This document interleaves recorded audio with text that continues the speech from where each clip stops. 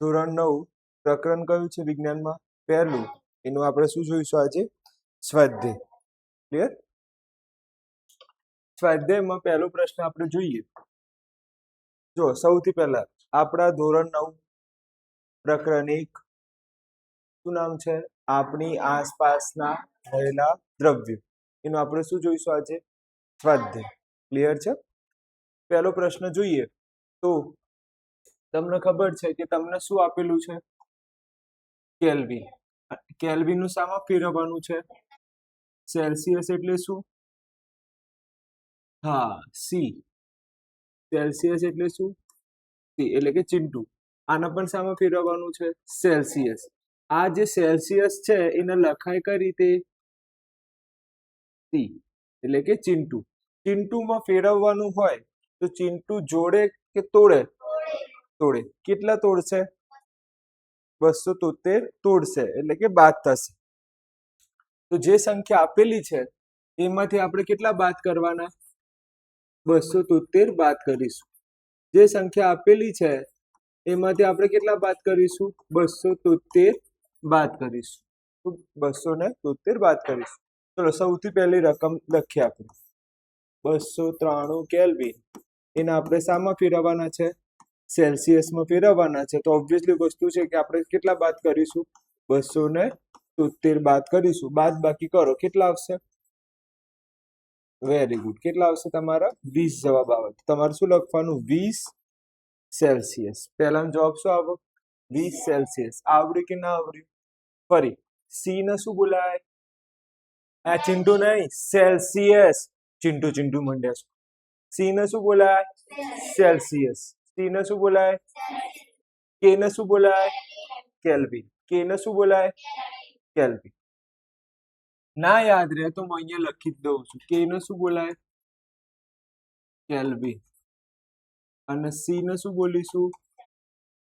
Celsius. Okay, Chintu બોલવાનું. ચલો પહેલાનો જવાબ આવી ગયો.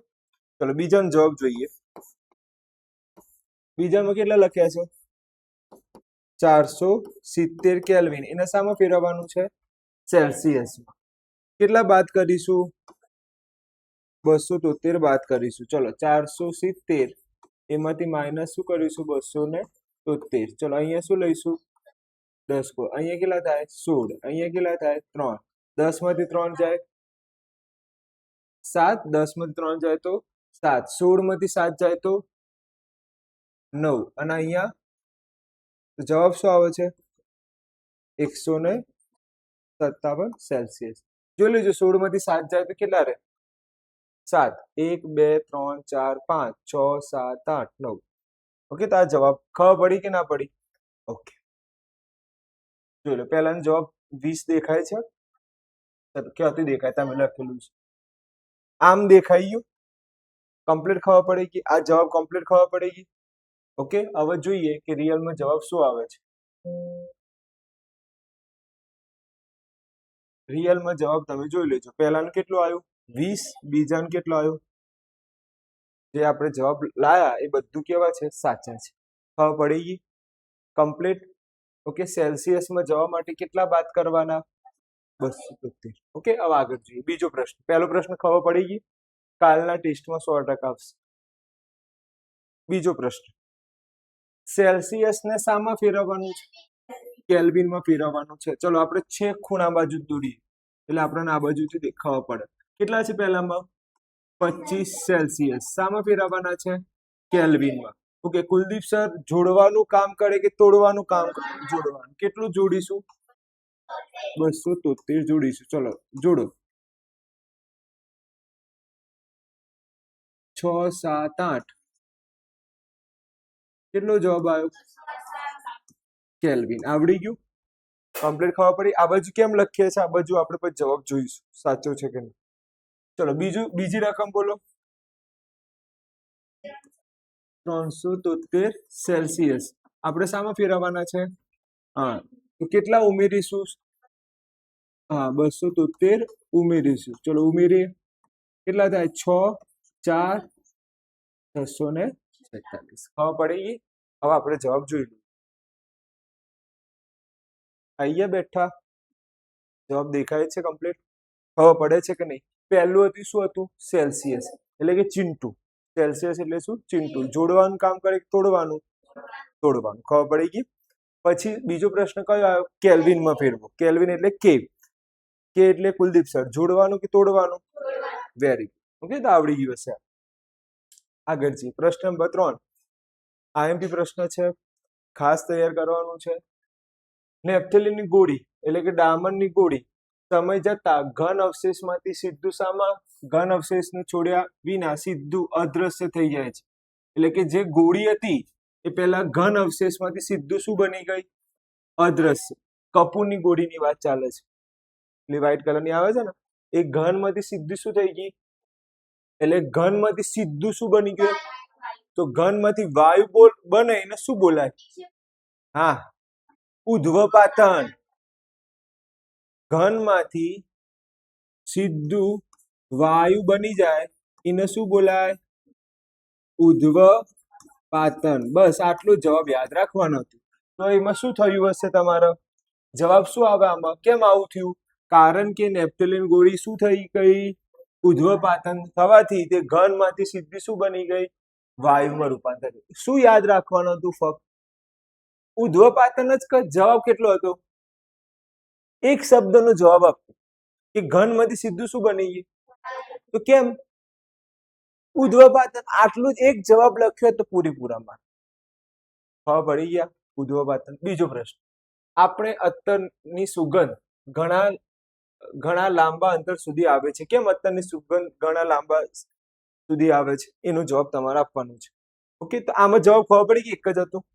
આમાં જવાબ ખબર પડી. હવે આપણે કયો પ્રશ્ન જોઈશું? બી નંબર.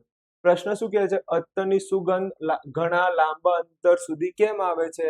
મેં સેન્ટ છાંટ્યું હોય તો છેક પાછળ સુધી કેમ આવતું હોય?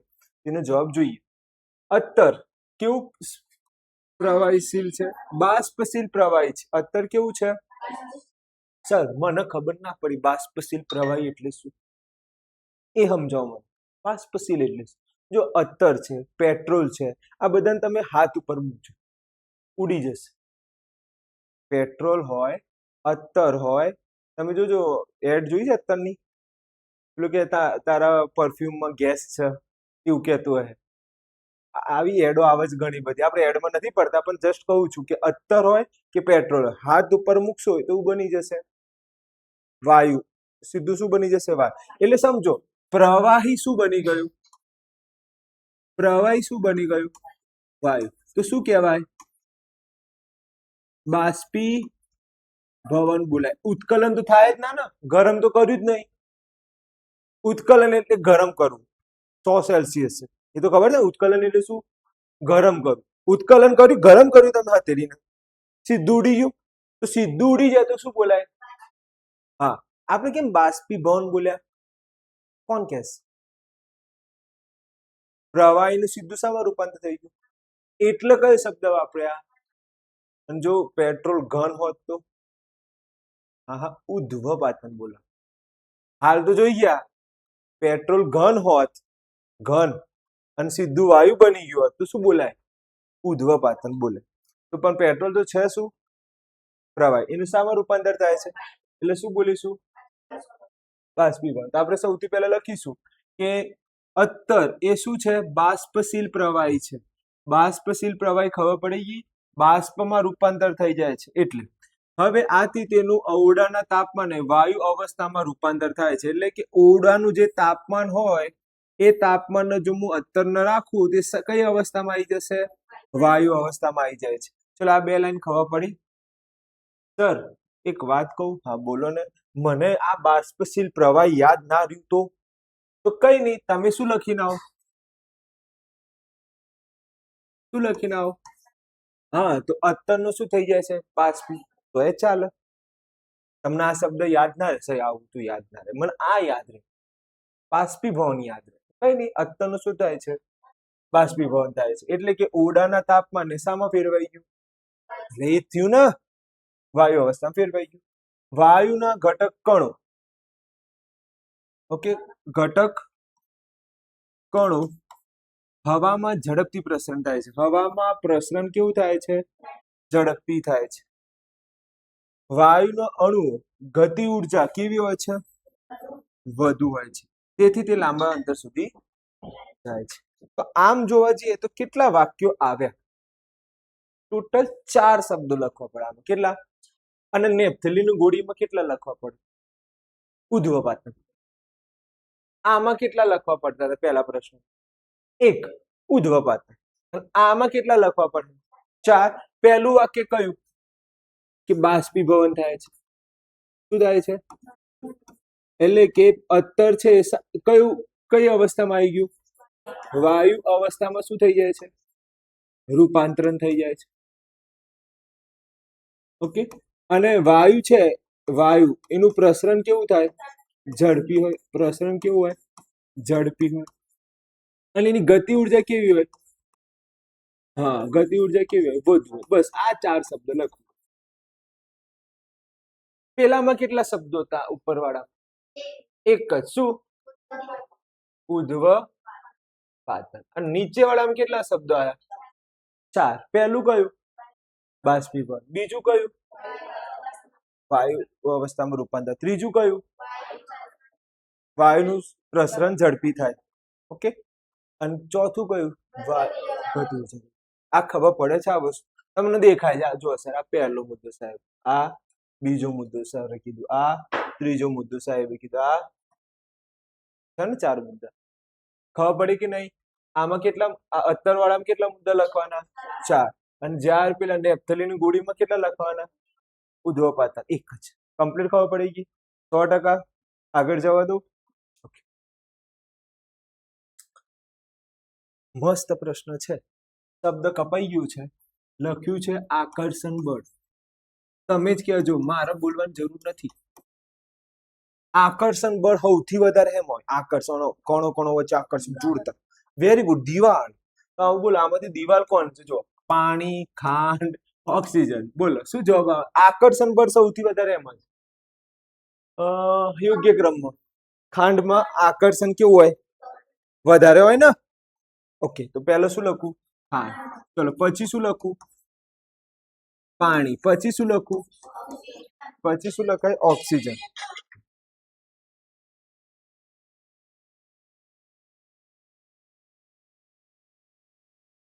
ઓકે. પછી શું લખીશું? ઓક્સિજન. આવડ્યું કે ના આવડ્યું?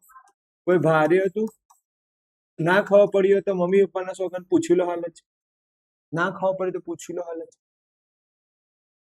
ખબર પડી છે? ખાંડમાં, ખાંડ જોઈ છે તમે? એના અંદર જે કણો છે એકદમ જોઈન્ટ, બહુ જોરદાર જોઈન્ટ. તમે ખાંડની આરપાર જઈ શકો? આટલું મોટું ઢેફો મૂકો ખાંડનો, તો તમે આરપાર જઈ શકો? તો આકર્ષણ બળ કેવું? ઓકે. પ્રવાહીમાં આરપાર જઈ શકો? જવાય ને. સ્વિમિંગ પુલમાં નહીં જતા? હા, તો એમાં જવાય. પણ એમાં થોડું કષ્ટ આપવું પડે, થોડું જોર લગાવવું પડે પ્રવાહીમાં. પણ વાયુમાં આ તો વાયુ જ છે કે? કેવા છે કણો વચ્ચે? દૂર છે ને. આકર્ષણ બળ કેવું હવામાં? ઓછું. સૌથી ઓછું. હવે જો તમને હું એમ કહું 10, 15 અને 12 ને ક્રમમાં લખો, તો સૌથી પહેલા કયો આંકડો આવે? 15. પછી કયો આવે? 12. પછી કયો આવે? હા, આવું તો આવડે ને. હા, એમ જ સમજાયું ઉપર વાળું. તમે કહો સાહેબ હું લખું છું ખબર જ નહીં પડતી. આ દંડા એને કહે છે જે મોટું આંકડો એને બાજુ મોઢું ખુલ્લું રખાય. જે મોટું આંકડો એને બાજુ મોઢું શું રખાય? ખબર પડે છે હું શું બોલ્યો? ઓકે. ચલો, હવે જવાબ જોઈએ.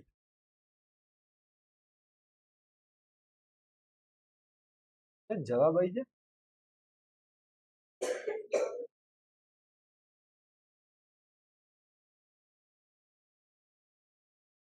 હા હા, થેન્ક યુ. જવાબ દેખાય છે? જોઈ લો આપણો જવાબ સાચો છે કે નહીં.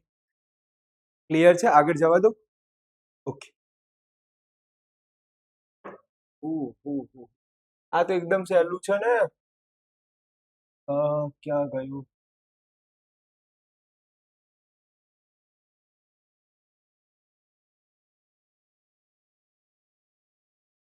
ડાયરેક્ટ જ આવી જાય. ચલો, અહીંયા ધ્યાન આપો 2 મિનિટ.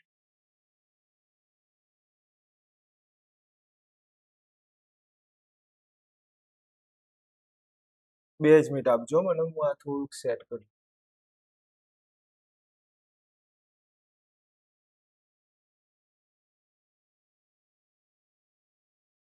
થશે નહીં, કઈ વાંધો નહીં, ચલો શીખી લઈએ ડાયરેક્ટ જ.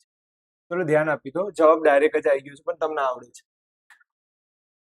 શું જણાવવાની છે? અવસ્થા. તમને યાદ છે મેં આવું એક તીર વાળું કંઈક શીખવાડ્યું હતું? ઓકે, વચ્ચે આપણે 0 લખતા હતા, અહીં આપણે 100 લખતા હતા, અહીં આપણે 110 લખતા હતા, અહીં આપણે શું લખતા હતા? માઇનસ લખતા હતા. યાદ છે આવું?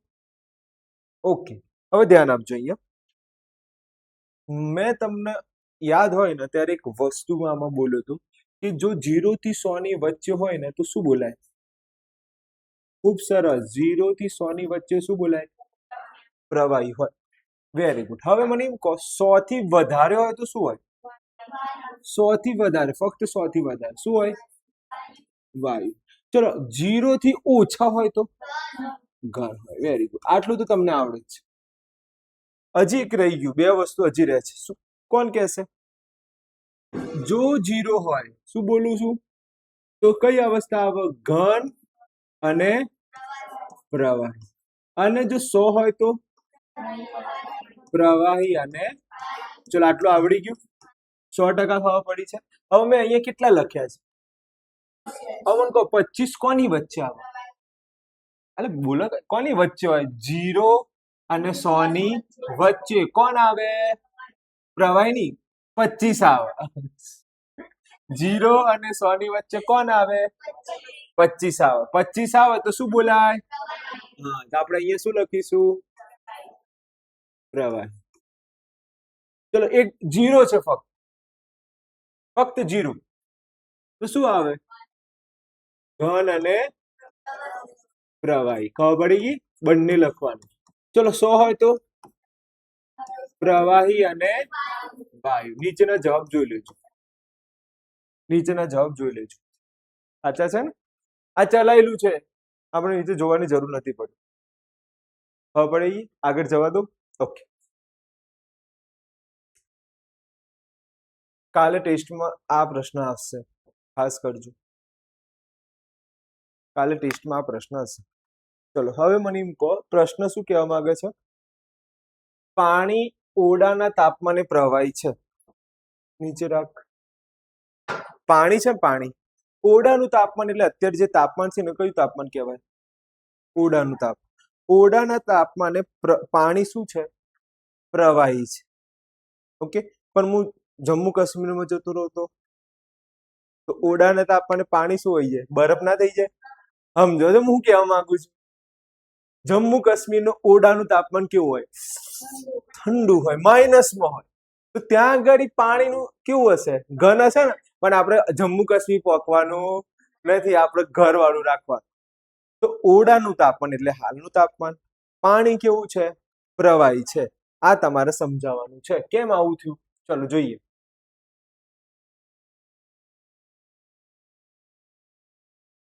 ચલો, ઓરડાના તાપમાને પાણી સરળતાથી વહી શકે છે. ચલો, ઓરડાના તાપમાને પાણી સરળતાથી શું થઈ શકે છે? વહી શકે છે. પાણીનો આકાર કે કદ હોતું નથી. આકાર પણ નથી અને કદ પણ નથી. યાદ હોય તો આપણે લાક્ષણિકતાઓમાં જોઈ ગયા. પહેલો મુદ્દો તો આપણે, બીજો મુદ્દો જોઈએ. આથી પાણી ઓરડાના તાપમાને પ્રવાહી સ્વરૂપમાં હોય છે. એટલે કેટલા મુદ્દા યાદ રાખવાના? સાચું કહેજો. આમ, પહેલું, વહી શકે છે. ઓકે, વહી શકે એટલે તરલ, એટલે ટી આવી ગયું. બીજું કોણ આવી ગયું? એટલે એસ આવી ગયું, શેપ. બીજું કોણ આવ્યું? કદ, એટલે કે આવી ગયું. એટલે કોણ આવ્યું? એસ કે ટી આવ્યું. શું આવ્યું? એસ કે ટી. લાક્ષણિકતા યાદ છે ને? મોસ્ટ ટાઈમ મેં કીધું લાક્ષણિકતા આવશે, તો એસ કે ટી આવ્યું. તો ચલો, પાણી કેમ ઓરડાના તાપમાને પ્રવાહી છે? તો પહેલા એસ એટલે, સોરી, પહેલા શું આવશે? ટી. ટી એટલે શું? તરલ. તરલ એટલે કે વહી શકે, સરળતાથી શું થઈ શકે છે? વહી શકે છે. ઓરડાના તાપમાને જો તમે પાણી ભૂલથી ઢોળાઈ જાય ઓરડાની અંદર, તો વહેવાનું ચાલુ કરશે કે નહીં કરે? ઓકે, તો વહી શકે છે. બીજું, એસ એટલે કોણ? શેપ. અને બીજું શું આવશે? કે. એસ એટલે શું? આકાર, એટલે કે શેપ. અને કે એટલે શું? કદ. ફરી એ નહીં બનતું, શેપ. એસ એટલે શું? શેપ. શેપ ને ગુજરાતીમાં શું કહેવાય? આકાર. આ બંને વસ્તુ હોતી નથી. બસ 2 મુદ્દા યાદ રાખવાના. આમ તો 3 મુદ્દા કહેવાય. કેટલા મુદ્દા? 3. પહેલું કયું? વહી શકે છે. બીજું કયું? આકાર કે કદ હોતા નથી, તેથી ઓરડાના તાપમાને શું છે? પ્રવાહી છે. ખબર પડી ગઈ આ વસ્તુ? આગળ જોઈએ. લોખંડની તિજોરી. લોખંડની તિજોરી ઓરડાના તાપમાન કેમ ઘન છે? અલા યાર, લોખંડની તિજોરી જોઈ છે? કેમ ઘન છે તિજોરી? સખત હોય છે, આકાર હોય છે, અદબની હોય છે. બસ પૂરું થઈ ગયું. જવાબ તો જાતે બોલી ગયા. આવડ્યું કે ના આવડ્યું? બીજા લોખંડની તિજોરી ઓરડાના તાપમાનમાં કેમ ઘન છે? એટલે ગમે તે તાપમાન ના લઈ જો, એ તિજોરી તો ઘન જ રહેવાની. પણ ઘન કેમ છે? પહેલું, તિજોરીને નિશ્ચિત આકાર હોય છે, અદબનીય હોય છે, સખત હોય છે. 3 મુદ્દા તો બહુ થઈ ગયા. ચલો આપણે આમાં કેટલા મુદ્દા આવે છે જોઈએ. તો લોખંડની તિજોરી ચોક્કસ આકાર કે કદ હોય છે. ઓકે, તેનું સ્થાનાંતર થઈ શકતું નથી એક જગ્યાએથી બીજી. અને બીજું અદબની હોય છે. એ આવી કે ના સર અમે બનાવીને લખીએ ચાલ જ ચાલી જાય, અમે તો આવું લખીશું, તમે નહીં લખ્યું પણ અમે તો આવું લખીશું. તિજોરી સખત હોય છે, અમે તો આવું લખીશું. તિજોરીને આકાર હોય છે. ઓકે, તિજોરી અદબની હોય છે, અમે તો આ 4 જ મુદ્દા લખીશું. ઓકે, અને બીજું નિશ્ચિત શું હોય છે? કદ હોય છે, સાઈઝ હોય છે. અમે તો આ 4 મુદ્દા જ લખીશું. ચાલશે? ચાલી જશે. તો સર તમે આગળ જે પ્રશ્ન બોલ્યા થોડીક વાર પહેલા પ્રવાહી વાળામાં, આ પ્રવાહી વાળામાં એમાં અમે પ્રવાહીના મુદ્દા ના લખી શકીએ? લખી શકો છો ને, પણ તમારા 3 મુદ્દા તો બહુ ના થઈ ગયા.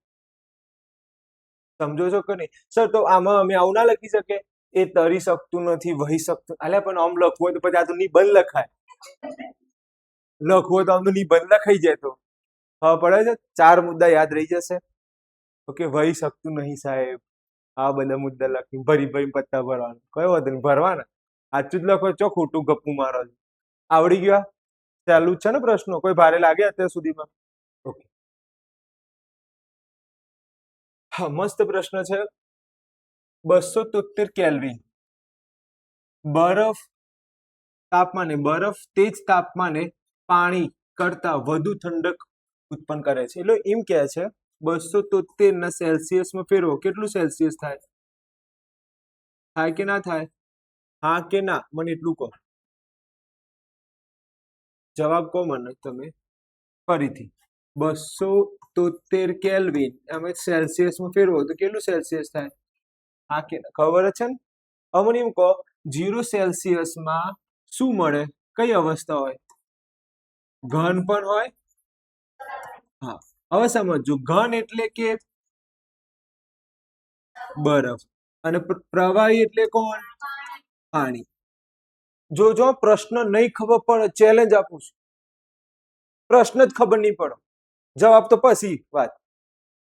પહેલા પ્રશ્ન ખબર પડવી જોઈએ. એટલે પ્રશ્ન એવું કહે છે કે 273 કેલ્વિન એટલે કેટલા સેલ્સિયસ? 0 સેલ્સિયસમાં મને 2 વસ્તુ મળશે. એક શું મળશે? બરફ. હા કે ના? અને બીજું શું મળશે? પાણી. હા કે ના? હા સાહેબ. તો બરફ તે જ તાપમાનમાં રહેલું પાણી, એક બાજુ બરફ છે, એ જ તાપમાનમાં શું કોણ છે? પાણી.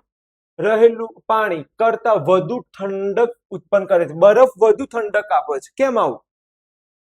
હવે પ્રશ્ન ખબર પડી? ફરી એકવાર પ્રશ્ન સમજો. 0 એ બરફ હશે, 0 સેલ્સિયસ એટલે કે 0 સેલ્સિયસ બોલું તો કેલ્વિનમાં કેટલા? 273 કેલ્વિન નો બરફ. 273 કેલ્વિન નું બરફ અથવા 0 સેલ્સિયસ નું બરફ, અને એ જ બાજુમાં પાણી જ છે. એ જ તાપમાનમાં કોણ છે? પાણી. આ બાજુ કોણ? બરફ. આ બાજુ કોણ? તો આ બરફ છે, આ પાણી કરતા વધુ ઠંડક કેમ છે? એનો જવાબ આપવાનો. ખબર પડી ગઈ? જવાબ જોઈએ. 273 કેલ્વિન તાપમાને બરફના કણો ઉર્જા, બરફની કણોની ઉર્જા તે જ તાપમાનમાં રહેલા પાણીના કણોની કણો કરતા કેવી હોય છે ઉર્જા? હા, ઓછી હોવાથી તે વધુ ઠંડક આપે છે. કોની ઉર્જા ઓછી છે એ તો તમને પ્રોબ્લેમ થાય છે. તમે સમજતા જ નહીં જવાબ. જવાબ સમજો એ ગોખણપટ્ટી ચાલુ છે. ફરી કોના કણો છે? બરફના કણોની ઉર્જા. આ બાજુ કોણ છે? આ બાજુ ફરીથી બરફના કણોની ઉર્જા. કમ્પ્લીટ બોલો. કણોની ઉર્જા. ફરી બરફના કણોની ઉર્જા. આ બાજુ ખબર પડી ગઈ? અને બીજી બાજુ પાણીના કણોની તે જ તાપમાનમાં રહેલા પાણીના કણો. તે તાપમાનમાં રહેલા પાણીના કણો. ફરી આ કોણ હતું? બરફના કણોની ઉર્જા. અને બીજી બાજુ પાણીના કણોની ઉર્જા કરતા કેવી હોય છે? કોની ઓછી છે ઉર્જા? બરફની ઓછી. ખબર પડે છે? ખબર પડે છે હું શું બોલ્યો? કમ્પ્લીટ ખબર પડી? ફરી એકવાર ચલો. બરફના કણોની ઉર્જા તે જ તાપમાનમાં રહેલા પાણીના કણોની અહીંયા શબ્દ લખવાનું રહી ગયું. કણોની ઉર્જા કરતા ઓછી હોય છે. આ શબ્દ એડ કરવાનું રહી ગયું. અહીંયા ટાઈપ કરવાનું રહી ગયું છે. હવે વાંચશો ને તો કમ્પ્લીટ ખબર પડશે. બરફના કણોની ઉર્જા પાણીના કણોની ઉર્જા કરતા કેવી છે? ઓછી છે. કોની ઉર્જા ઓછી છે? બરફની ઉર્જા કેવી છે? ઓછી છે. એટલે ઠંડક કેવું આપે છે? ઉર્જા વધારે હશે તો ગરમી આપશે. ઉર્જા વધારે હોય તો શું આપે? ઉર્જા ઓછી હશે તો શું આપશે? ઠંડક આપશે. ખબર પડી ગઈ? તો કોણ વધુ ઠંડક વાળું હશે? બરફ. એટલે કે બરફ ઠંડક વાળું છે તો ઉર્જા કેવી હશે? ઓછી. હવે ખબર પડી? ઉર્જા વધારે હશે તો શું હશે? ગરમી.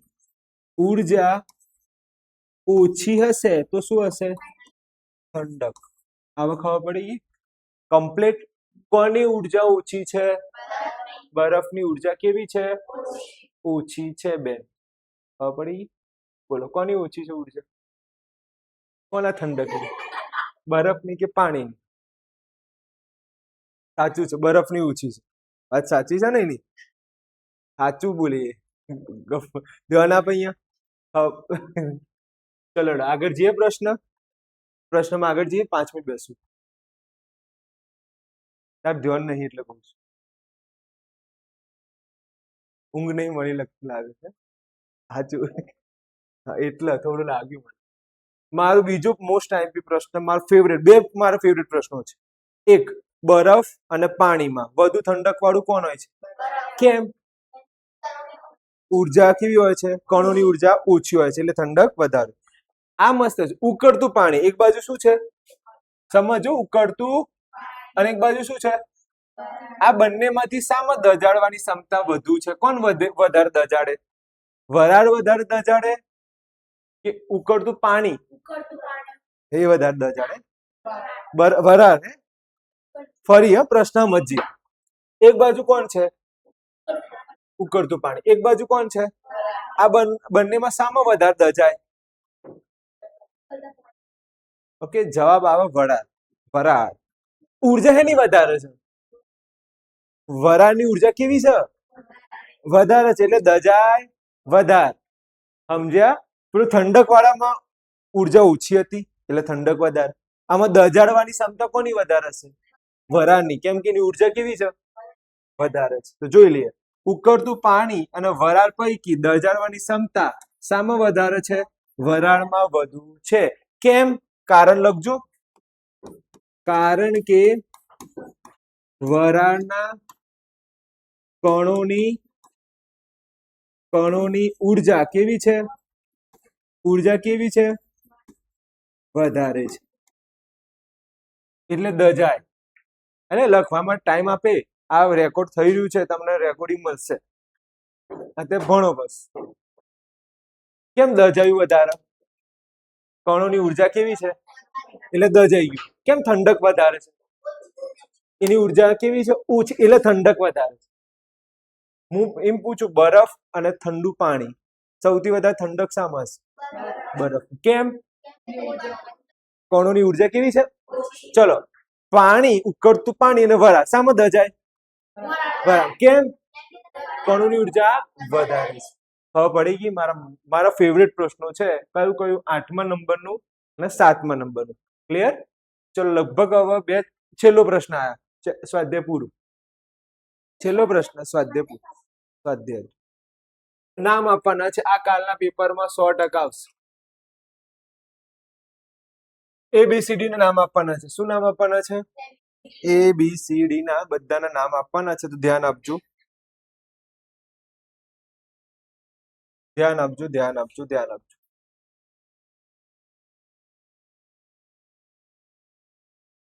ક્યાં ગયું? આવ્યું. ચલો, અહીંયા ધ્યાન આપજો. એ અહીંયા દેખાય છે. એ ધ્યાનથી જોજો પ્લીઝ, કેમ કે હું તમને લખીને આપું છું. આ 100% પરીક્ષામાં આવશે. એ છે ઘનમાંથી શું બની રહ્યું છે? હવે ધ્યાન આપજો. હું અહીંયા લખું છું ઘનમાંથી શું બની રહ્યું છે? આ રીતે તીર છે ને ઉપર શું લખ્યું છે? એ. અને અહીંયા શું લખ્યું છે? પ્રવાહી. જો ઘનમાંથી પ્રવાહી બને એને શું બોલાય? ગલન બોલાય. પણ બીજું શું બોલાય? આ તો લખેલું છે એટલે તમે બોલ્યા. એક જ શબ્દ છે. બે શબ્દ તો એક જ વસ્તુ માટે આવે. શામાં? બી માં. ગલન જ આવે. તમે તો જવાબ શું આવે? ગલન. તમે તો બે શબ્દ આના છે બાપડા. બાષ્પીભવન અને ઉત્કલન બિંદુ. યાદ આવે છે કઈ? મેં જોવું હતું કોઈ બોલે છે કે નહીં બોલતું. કોઈ બોલ્યું નહીં. ફરી બોલું. ઘનમાંથી શું બની જવું? એટલે શું કહેવાય? ગલન. ઓગળવું. ઓકે, જલ્દી ઓગળી જાય ને જે વ્યક્તિને કહેવાનું તાર ગલન બિંદુ ઓછું છે. ભાઈ કોઈ જલ્દી ઓગળી જાય ને એને શું કહેવાનું? તારું ગલન બિંદુ કેવું છે? ઓછું છે. હવે સમજજો.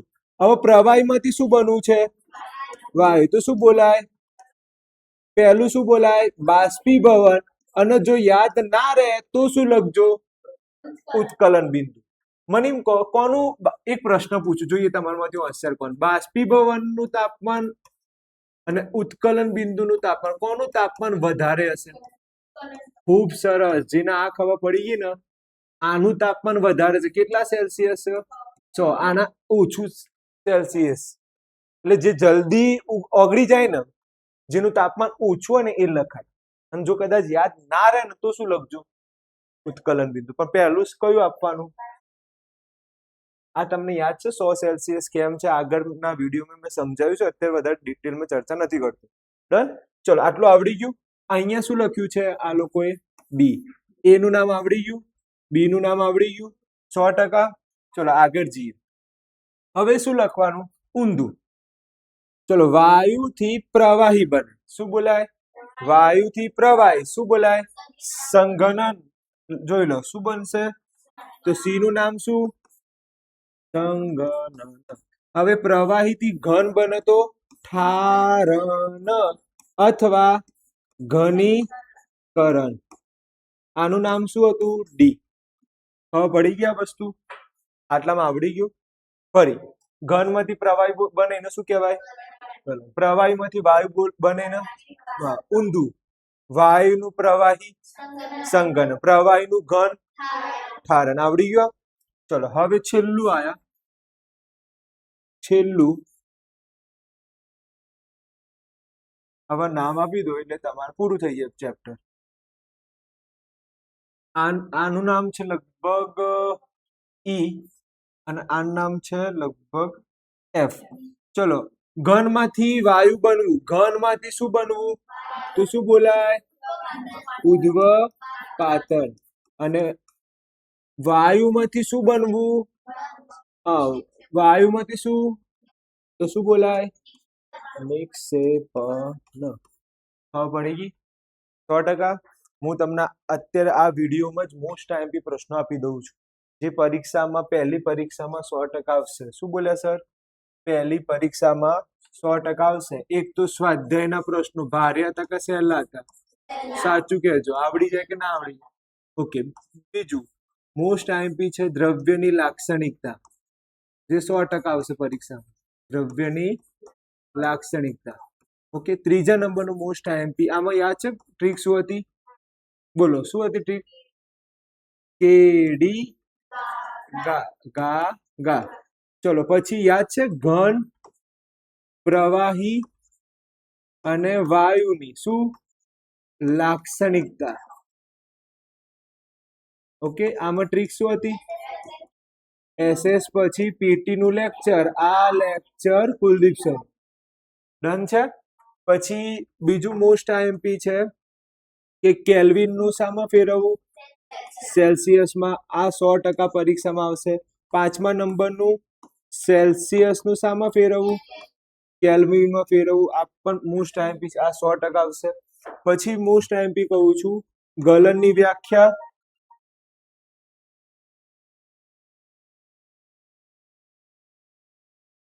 ચલો ગલનની વ્યાખ્યા એટલે કે પેલું કોષ્ટક સ્વાધ્યાયનો કયા નંબરનું છેલ્લું અત્યારે ચાલ્યું ને સ્વાધ્યાયનો 9મા નંબરનું, એ મોસ્ટ આઈએમપી છે. તો સ્વાધ્યાય કરી લો તો આવી જ ગયા. સ્વાધ્યાય કરી લો ને તો તમને આ વસ્તુ આવડી જાય. સ્વાધ્યાયનો 9મા નંબર એ મોસ્ટ આઈએમપી છે. ક્લિયર છે? પેલું કોષ્ટક ના જોયું? ભાઈ ઘનમાંથી પ્રવાહી બને, પ્રવાહીમાંથી શું નામ છે ABCD. પછી 7મા નંબરનું છે આપણે ઘનતા, ઘનતાની વ્યાખ્યા. પછી દબાણની વ્યાખ્યા. ઓકે, દબાણ. ઓકે, દબાણની વ્યાખ્યા હતી ને ક્ષેત્રફળ ઉપર બળ લગાડીએ એ વ્યાખ્યા. પાસ્કલ 5 મુદ્દા હતા એના. ઓકે, તો આમાં ઘનતા અને દબાણ આના 5 મુદ્દા વાળી થિયરી કમ્પ્લીટ કરવાની. 5 મુદ્દા છે આમાં. આનો એકમ શું પાસ્કલ છે. વાતાવરણને એટમ વડે દર્શાવવામાં આવે. એક એટમ બરાબર કેટલા પાસ્કલ? 1.01 ગુણ્યા 10⁵. યાદ છે ને? તો આટલી વસ્તુ મોસ્ટ આઈએમપી છે આ ચેપ્ટરમાં, જે હું કાલના ટેસ્ટમાં 100% પૂછવાનો છું. ક્લિયર છે?